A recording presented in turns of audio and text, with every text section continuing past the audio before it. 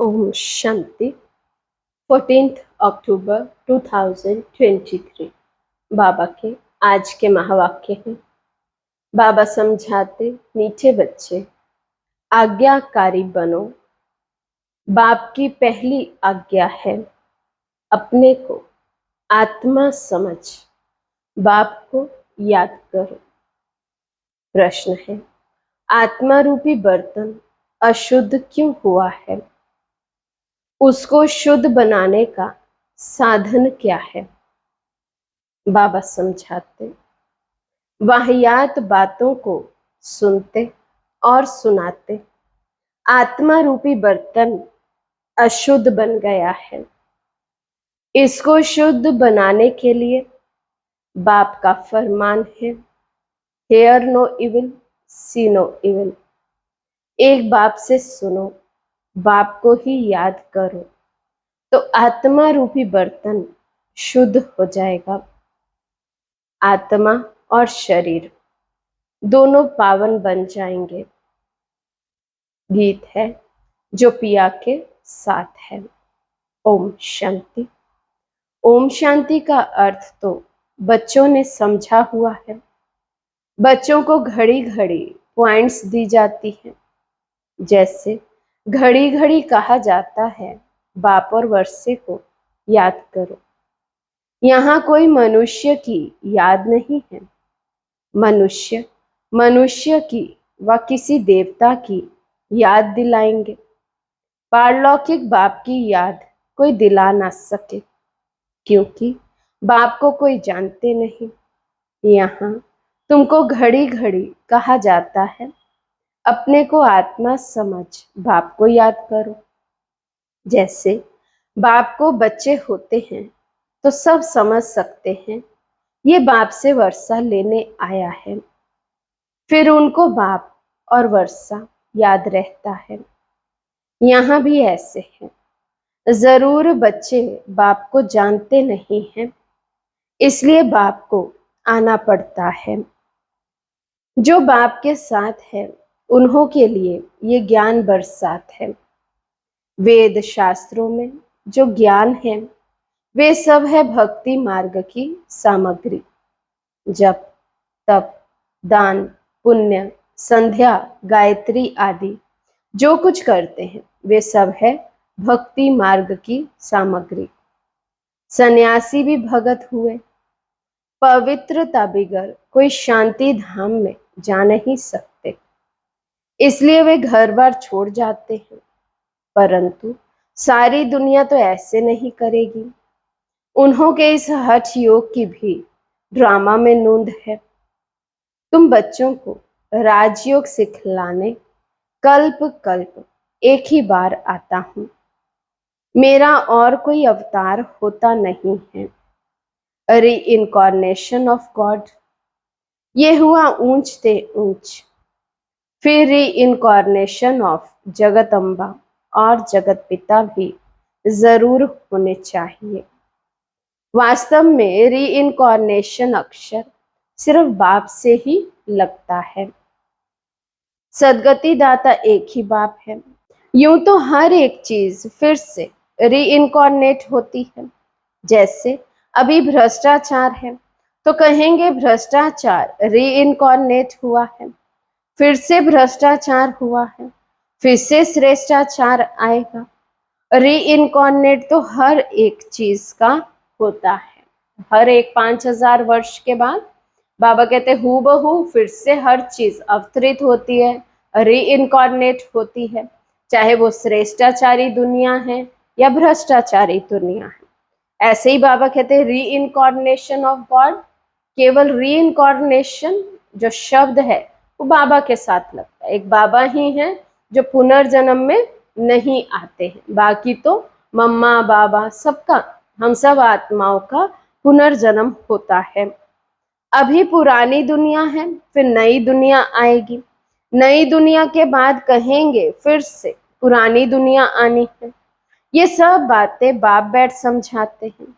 जब यहाँ बैठते हो तो हमेशा ऐसे समझो, मैं आत्मा हूँ, मुझे बाप का फरमान मिला हुआ है, मुझे याद करो। बच्चों के सिवाय तो और कोई को बाप का फरमान मिल ना सके।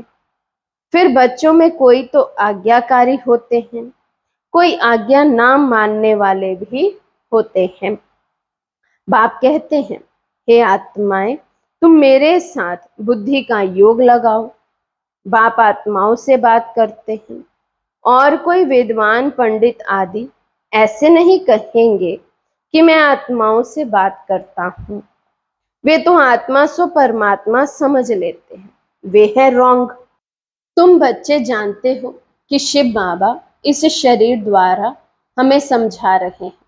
शरीर बिगड़ तो एक्ट हो ना सके। पहले पहले तो ये निश्चय चाहिए। निश्चय बिगड़ तो कुछ भी बुद्धि में नहीं बैठेगा। पहले निश्चय चाहिए कि हम आत्माओं का बाप वे निराकार परम पिता परमात्मा है, और साकार में है प्रजापिता ब्रह्मा। हम हैं ब्रह्मा कुमार कुमारियां। शिव के तो सब आत्माएं बच्चे हैं, इसलिए शिव कुमार कहेंगे, कुमारी नहीं। ये सब बातें धारण करनी है। धारणा तब होगी जब निरंतर याद करते रहेंगे। याद करने से ही बुद्धि रूपी बर्तन शुद्ध होगा। वाहियात बातें सुनते सुनते बर्तन अशुद्ध बन गया है, उसको शुद्ध बनाना है। बाप का फरमान है, मुझे याद करो तो तुम्हारी बुद्धि पवित्र होगी। तुम्हारी आत्मा में खाद पड़ गई है, अब पवित्र बनना है। सन्यासी कहते हैं आत्मा निर्लेप है। बाप कहते हैं आत्मा में ही खाद पड़ी है। श्री कृष्ण की आत्मा और शरीर दोनों पवित्र हैं। दोनों पवित्र सिर्फ सतयुग में ही होते हैं, यहाँ तो हो नहीं सकते। तुम आत्माएं नंबरवार पवित्र होती जा रही हो, अभी पवित्र बनी नहीं है। कोई भी पवित्र नहीं है, सब पुरुषार्थ कर रहे हैं। अंत में नंबरवार सबकी रिजल्ट निकलेगी। बाप आकर सभी आत्माओं को फरमान करते हैं कि मुझे याद करो, अपने को अशरीरी समझो, देही अभिमानी बनो। मूल ये बात बाप बिगर कोई समझा नहीं सकते। पहले ये पूरा निश्चय होगा तो विजय पाएंगे, निश्चय नहीं होगा तो विजय नहीं पाएंगे। निश्चय बुद्धि विजयंती, संशय बुद्धि विनशंती। गीता में कोई कोई अक्षर बहुत अच्छे हैं, इसको कहा जाता है आटे में नमक। बाप कहते हैं मैं तुमको सभी वेदों शास्त्रों का सार समझाता हूं कि इनमें क्या क्या है। ये सब है भक्ति मार्ग के रास्ते। इनकी भी ड्रामा में नोंद है। ये प्रश्न नहीं उठ सकता कि ये भक्ति मार्ग क्यों बनाया हुआ है। ये तो अनादि बना बनाया ड्रामा है। तुमने भी इस ड्रामा में बाप से स्वर्ग के मालिक बनने का वर्षा अनेक बार लिया है और लेते रहेंगे। कभी अंत नहीं हो सकता। ये चक्र अनादि फिरता ही रहता है। तुम बच्चे अभी दुख धाम में हो, फिर शांति धाम में जाएंगे, शांति धाम से सुख धाम में जाएंगे, फिर दुख धाम में आएंगे। ये अनादि चक्र चलता ही रहता है। सुख धाम से दुख धाम आने में तुम बच्चों को 5000 वर्ष लगते हैं, जिसमें तुम 84 जन्म लेते हो। सिर्फ तुम बच्चे ही 84 जन्म लेते हो, सब नहीं ले सकते। ये बेहद का बाप तुमको डायरेक्ट समझा रहे हैं, और बच्चे फिर मुरली सुनेंगे व पढ़ेंगे या टेप सुनेंगे। टेप भी सब नहीं सुन सकते, तो पहले पहले तुम बच्चों को उठते बैठते इस याद में रहना है। मनुष्य तो माला फेरते राम राम जपते हैं, रुद्राक्ष की माला कहते ना। अब रुद्र तो है भगवान, फिर इस माला में मेरू दाना इकट्ठा है। वे तो विष्णु के युगल स्वरूप हैं। वे कौन है? ये माता पिता जो फिर विष्णु के दो रूप लक्ष्मी नारायण बनते हैं, इसलिए इनको मेरु कहा जाता है। फूल है शिव बाबा, फिर मेरु ये मम्मा बाबा जिनको माता पिता कहते हैं। विष्णु को माता पिता नहीं कह सकेंगे, लक्ष्मी नारायण को माता पिता तो उनके बच्चे ही कहेंगे। आजकल तो सबके आगे जाकर कहते हैं तमेव माता च पिता तमेव। बस कोई एक ने महिमा की तो उनके पीछे फॉलो करने लग पड़ते हैं। ये है ही अनराइटियस दुनिया। कलयुग को कहा जाता है अनराइटियस, सतयुग को कहा जाता है राइटियस। वहां आत्मा और शरीर दोनों पवित्र होते हैं। सतयुग में श्री कृष्ण गोरा है, फिर अंतिम जन्म में उनकी आत्मा सावरी बनी है। ये ब्रह्मा सरस्वती इस समय सावरे हैं। आत्मा काली बन गई है तो उनका जेवर भी काला बन गया है। सोने में ही खाद पड़ती है, उससे जेवर भी जो बनता है वे खाद वाला। सतयुग में जब देवी देवताओं की गवर्नमेंट है तो ये झूठ अर्थात खाद होती नहीं। वहां तो सोने के महल बनते हैं। भारत सोने की चिड़िया थी, अभी तो मुलम्मा है। ऐसे भारत को फिर से स्वर्ग बाप ही बना सकते हैं। बाप समझाते हैं, श्रीमद् भगवानुवाच है ना, श्री कृष्ण तो दैवी गुणों वाला है, दो भुजा दो टांग वाला है। चित्रों में तो कहाँ नारायण को कहाँ लक्ष्मी को चार भुजाएं दी है, समझते कुछ भी नहीं। ओम अक्षर भी कहते हैं, ओम का अर्थ बताते हैं। ओम माना मैं गॉड, जिधर देखता हूं गॉड ही गॉड है, परंतु ये तो रॉन्ग है। ओम माना अहम आत्मा, बाप भी कहते हैं अहम आत्मा, परंतु मैं सुप्रीम हूं, इसलिए मुझे परमात्मा कहा जाता है। मैं परम धाम में रहता हूँ। ऊंचे ते ऊंच भगवान, फिर सूक्ष्म वतन में ब्रह्मा विष्णु शंकर की आत्मा है। फिर नीचे आओ तो ये मनुष्य लोक है, वे दैवी लोक, वे आत्माओं का लोक, जिसको मूल वतन कहा जाता है। ये बातें समझने की है। तुम बच्चों को ये अविनाशी ज्ञान रत्नों का दान मिलता है, जिससे तुम भविष्य में माला माल डबल सिरताज बनते हो। देखो श्री कृष्ण को दोनों ताज है ना। फिर वही बच्चा चंद्रवंशी में आता है तो दो कला कम हो जाती है। फिर वैश्यवंशी में आएंगे तो और चार कला कम हो जाएगी। फिर लाइट का ताज उड़ जाएगा, बाकी रतन जड़ित ताज रहेगा। फिर जो अच्छा दान पुण्य करते हैं उनको एक जन्म के लिए अच्छी राजाई मिलती है। फिर दूसरे जन्म में भी अच्छा दान पुण्य किया तो फिर भी राजाई मिल सकती है। यहाँ तो तुम 21 जन्मों के लिए राजाई पा सकते हो, मेहनत करनी पड़ती है।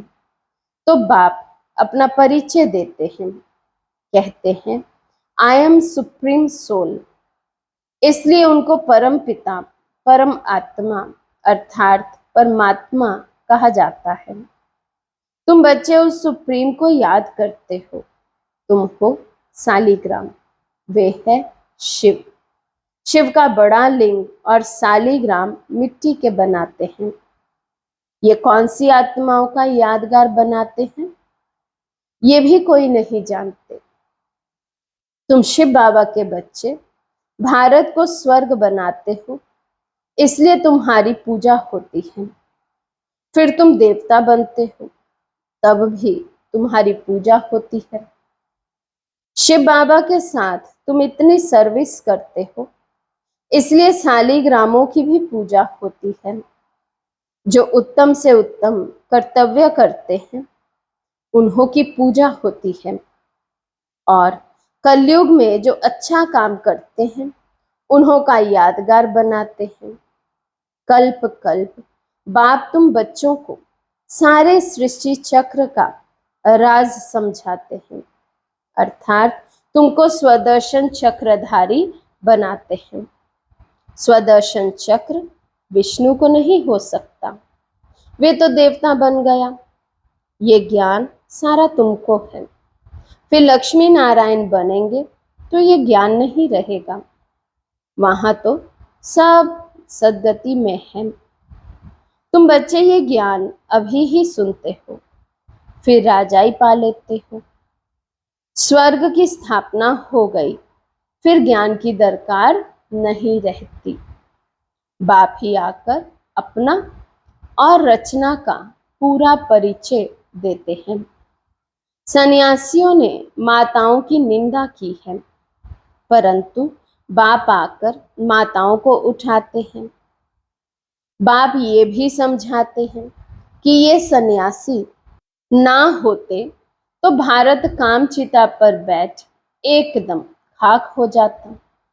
जब देवी देवता वाम मार्ग में गिरते हैं तो उस समय अर्थक्वेक बड़ी जोर की होती है, फिर सब नीचे चला जाता है और खंड आदि तो होते नहीं, भारत ही होता है। इस्लामी आदि तो पीछे आते हैं, तो फिर वे सत्युग की चीजें यहाँ रहती नहीं। तुम जो सोमनाथ का मंदिर देखते हो वे कोई वैकुंठ का नहीं है, ये तो भक्ति मार्ग में बना है, जिसको मोहब्बत गजनबी आदि ने लूटा। बाकी देवताओं के महल आदि सब अर्थक्वेक में गायब हो जाते हैं। ऐसे नहीं कि महल के महल नीचे गए हैं, वही फिर ऊपर आ जाएंगे, नहीं, वे तो अंदर ही टूट फूट सड़ जाते हैं। फिर उसी समय खोदते हैं तो कुछ ना कुछ मिलता है, अभी तो कुछ भी नहीं मिलता। शास्त्रों में कोई ये बातें नहीं है। सद्गति दाता है ही एक बाप। पहले पहले तो ये निश्चय चाहिए, निश्चय में ही माया विघन डालती है। कहते हैं भगवान कैसे आएगा?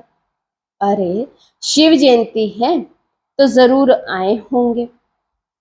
बाप ने समझाया है, मैं बेहद के दिन और बेहद की रात के संगम पर आता हूँ।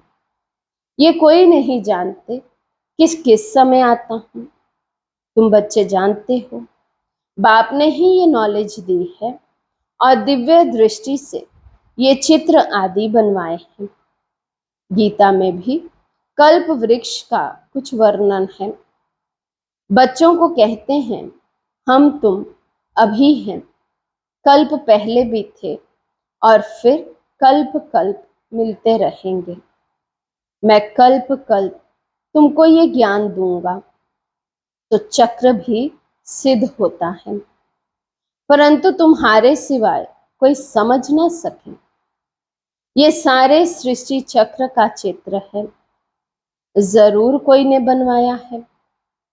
बाप भी इस पर, बच्चे भी इस पर समझाते हैं। अच्छा, मीठे मीठे सिके लदे बच्चों प्रति माता पिता बाप दादा का याद प्यार और गुड मॉर्निंग। और रूहानी बाप की रूहानी बच्चों को नमस्ते। हम रूहानी बच्चों की रूहानी बाप दादा को दिल व जान सिक व प्रेम से नमस्ते नमस्ते नमस्ते जी। धारणा के लिए मुख्य सार। फर्स्ट पॉइंट, हर बात में विजय का आधार निश्चय है, इसलिए निश्चय बुद्धि जरूर बनना है। सद्गति दाता बाप में कभी संशय नहीं उठाना है। सेकंड पॉइंट, बुद्धि को पवित्र व शुद्ध बनाने के लिए अशरीरी बनने का अभ्यास करना है।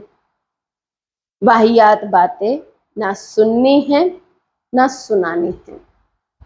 आज का वरदान है, बेहद के समृति स्वरूप द्वारा हद की बातों को समाप्त करने वाले अनुभवी मूर्त भव। बेहद के समृति स्वरूप द्वारा हद की बातों को समाप्त करने वाले अनुभवी मूर्त भव।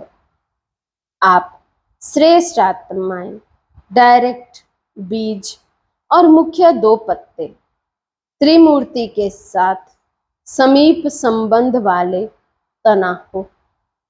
इसी ऊंची स्टेज पर स्थित रहो, बेहद के समृति स्वरूप बनो, तो हद की व्यर्थ बातें समाप्त हो जाएंगी। अपने बेहद के बुजुर्गपन में आओ तो सदा सर्व अनुभवी मूर्त हो जाएंगे। जो बेहद के पूर्वजपन का ऑक्यूपेशन है, उसको सदा स्मृति में रखो। आप पूर्वजों का काम है अमर ज्योति बन अंधकार में भटकती हुई आत्माओं को ठिकाने पर लगाना। स्लोगन है, किसी भी बात में मूंझने के बजाय मौज का अनुभव करना ही मस्त योगी बनना है। किसी भी बात में मूंझने के बजाय मौज का अनुभव करना ही मस्त योगी बनना है। अच्छा, ओम शांति।